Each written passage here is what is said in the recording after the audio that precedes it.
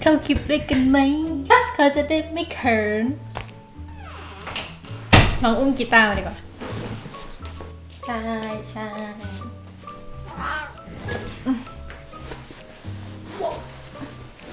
ฮายทุกค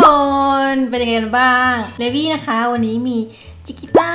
มาจอยด้วยก็ไม่รู้ว่าน้องเขาจะอยู่นานแค่ไหนนะแต่เอาเป็นว่าวันนี้วี่จะมาว่า challenge 100 มือกันนะคะก็คือจู่ๆมีความตัดสินใจบางอย่างว่าตั้งแต่ทำคลิปลง YouTube มาบ่อยๆเนี่ยเรามักจะวาดแต่แบบ headshot อะไรอย่างเงี้ยแกไม่ค่อยได้วาดส่วนอื่นของร่างกายเท่าไหร่วันนี้ก็เลยคิดว่าเราเนี่ยก็ควรจะวาดส่วนอื่นของร่างกายบ้างเนาะการวาดมือเนี่ยก็การวาดมือเนี่ยก็ถือเป็นสิ่งที่จำเป็นที่สุดท้ายแล้วเราก็ต้องเรียนรู้ที่จะวาดเนาะถ้าเกิดว่ามาทางสายอาร์ตนี่แล้วก็เลยเป็นว่าวันนี้เรามาวาดรูปมือกัน100 มือ let's go วันนี้วิจะเริ่มวาดบนสมุดสเก็ตก่อนนะทุกคนก็คงวาดในสมุดสัก50 มืออะไรแบบนี้แล้วก็ค่อยย้ายไปวาดบน iPad ละกันนะเพื่อความหลากหลายเพราะฉะนั้นบนสมุดนี้วิจะใช้ปากกาสีดำในการวาดละกันนะคะโอเคและที่ขาดไม่ได้เลยคือต้นแบบในการวาดของเรานะซึ่งฉันก็จะใช้มือตัวเองนี่แหละเป็นแบบเราก็มีการถ่ายภาพมือของเราในโพสต์ต่างๆเอามาไว้ประมาณหนึ่งแล้วนะตามที่เห็นนี้นะคะจริงๆจะใช้มือข้างที่ไม่ได้จับดินสอหรือปากกาโพสต์ค้างแล้วก็วาดตามก็ได้เหมือนกันนะเอาตามที่สะดวกละกันเราจะเริ่มต้นการวาดมือของเราโดยการร่างโครงคร่าวๆขึ้นมาก่อนนะคะก็ปากกาที่ใช้เนี่ยของวี่เป็นปากกาหมึกแห้งใช่ไหมมันก็จะสามารถกำหนดความเข้มอ่อนของเส้นได้ประมาณหนึ่งเหมือนดินสอเลยอาจจะต่างกันแค่มันลบไม่ได้แค่นั้นเองก็เพราะงั้นตอนร่างแรกๆเราก็จะต้องเบามือกันหน่อยเนาะวาดโครงร่างของมือขึ้นมาคร่าวๆแบบนี้ก่อนนะคะเราอย่าไปเพิ่งสนใจรายละเอียดนะเราเอาโครงร่างคร่าวๆก่อนได้โครงแล้วเนี่ยก็ค่อยมาขัดเกลารูปร่างของมันให้มันชัดเจนมากขึ้น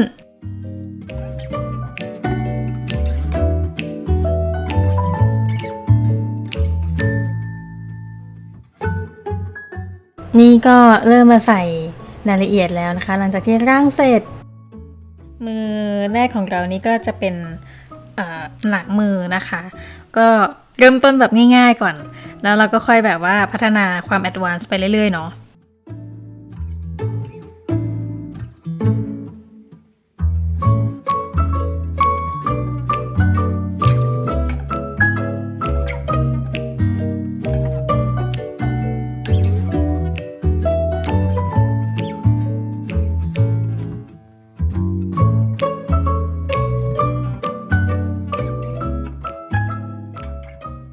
เสร็จแล้วมือแรกของเรานะเหลืออีก99 มือto goนะโอเคมาวาดให้ดูอีกทีกับมือที่2นะคะอย่างที่บอกว่าขึ้นโครงร่างก่อนจากนั้นเราก็ค่อยเริ่มใส่ดีเทลใส่รายละเอียดพวกแบบเล็บพวกเขาเรียกอะไรเดียวป้อมๆของนิ้วอะไรแบบนี้นะเข้าไป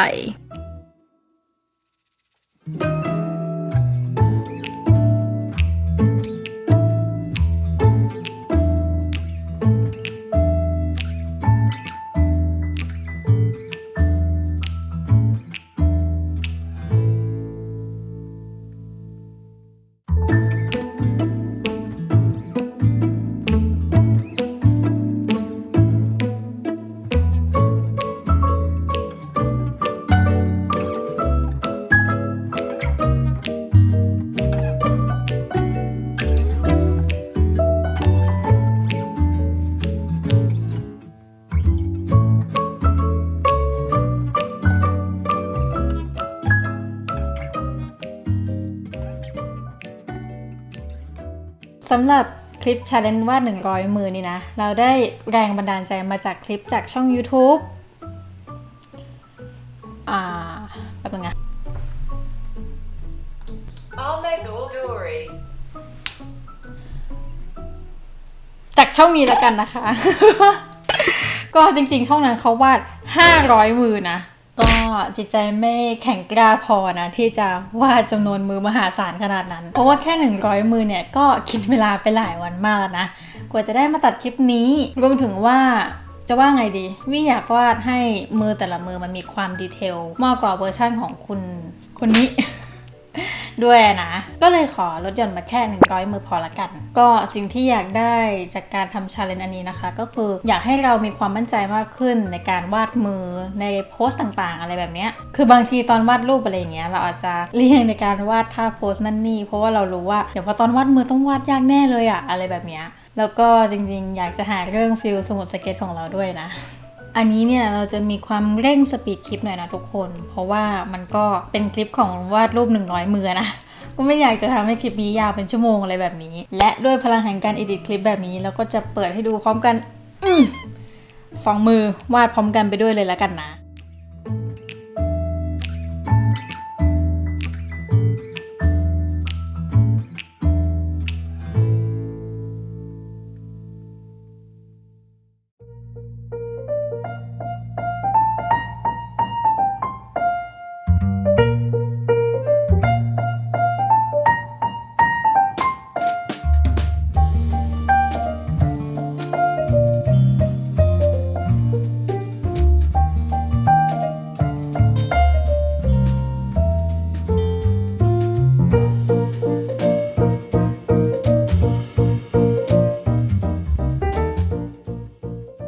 และสำหรับหน้าแรกนี้นะคะเราวาดไปได้ทั้งหมด12 มือนะแกด้วยความที่อยากให้รูปที่ว่ามันเด่นออกมาจากพื้นสีขาวนะคะแล้วก็จะระบายสีน้ำเบาๆแบบนี้นะคะลงบนแต่ละมือ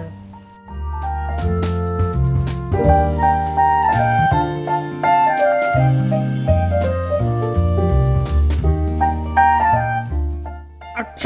12 มือเสร็จแล้วอีก88 มือทุกโกนะ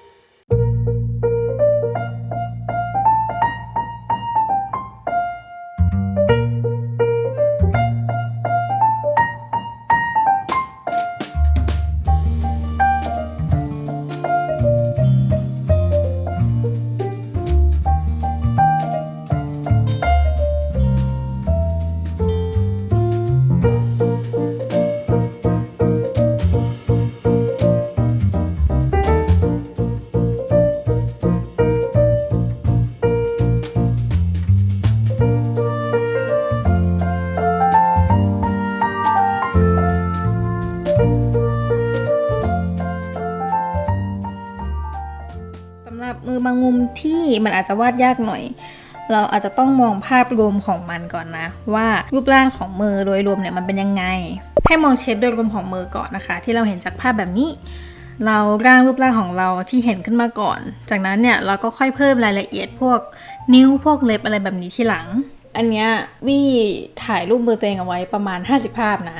ซึ่งเราก็จะใช้เป็นเล็บในการวาดบนสมุดนี้ทั้งหมดเลยแล้วที่เหลือเนี่ยพอตอนไปวาดบน iPad เนี่ยเราก็คงจะหาเล็บจากมือคนอื่นในอินเทอร์เน็ตเอานะ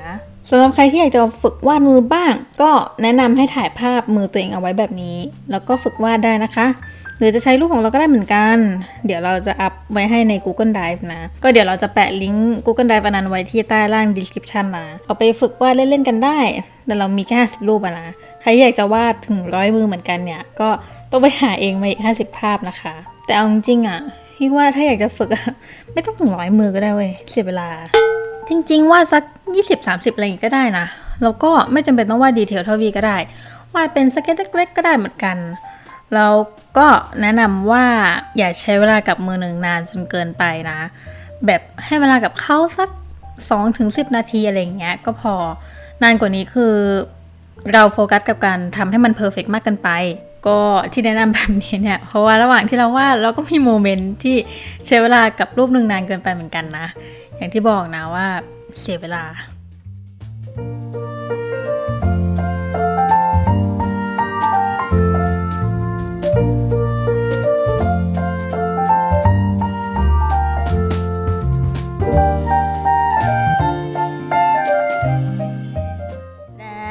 คือเสร็จไป 53 มือแล้วนะคะ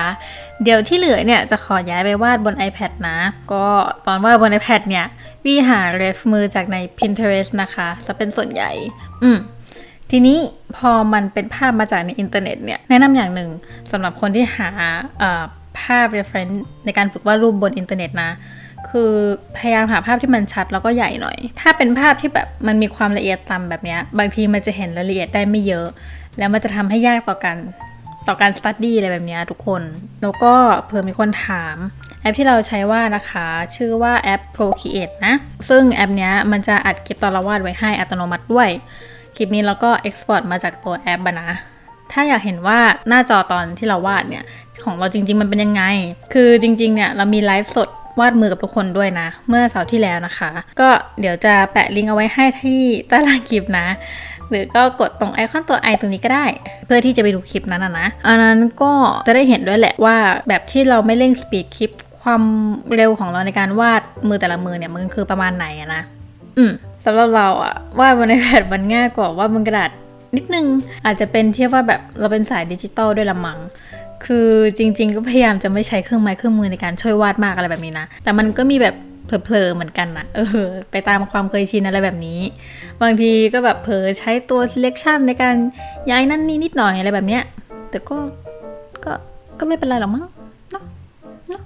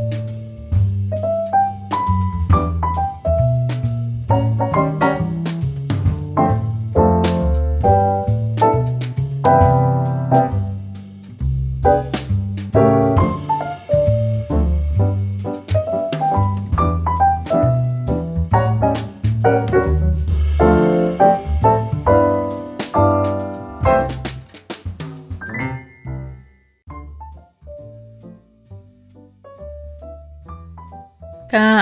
ดูมาถึงตอนนี้ทุกคนก็น่าจะเข้าใจคอนเซ็ปต์คร่าวๆแล้วเนาะถึงวิธีการวาดมือ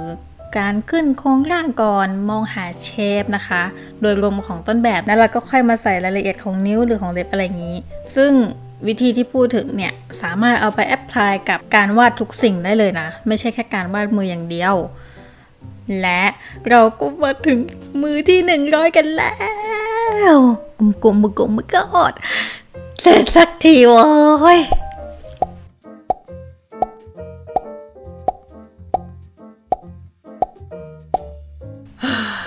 ตอนวาดเสร็จนี่คือแบบ เหมือนมีแอบตื่นเต้นอะ ไม่รู้ทำไมเหมือนกันแบบบ้าบอมากก็ดีใจมากนะที่ทำ challenge นี้เสร็จภายใน10 วันแต่ว่า สารภาพตามตรงว่าจริงๆก็ไม่ได้ทำแบบ10 วันต่อเนื่องอะไรแบบนี้นะเพราะว่า challenge เนี้ยคือวี่ก็ทำตั้งแต่อาทิตย์ที่แล้วใช่ไหมซึ่งอาทิตย์ที่แล้วเนี่ยก็มันจะมีช่วงหนึ่งของอาทิตย์ที่วุ่นกับการตัดต่อคลิปสำหรับลงอาทิตย์ที่แล้วไงคลิปพาเดซีนะของเรามันก็เลยเหมือนมีช่วงหนึ่งที่ไม่ได้วาดมือนะคะเพราะว่าจะต้องเอาเวลาไปทำคลิปอุ๊จะเลย แต่ไงก็หวังว่าทุกคนจะ enjoy กับคลิปนี้นะจ๊ะถ้าเกิดชอบคลิปนี้ก็กดไลค์กดแชร์เป็นกำลังใจให้เราได้นะคะโอเคไว้เรามาเจอกันใหม่คลิปหน้าสำหรับวันนี้ไปแล้วบ๊ายบาย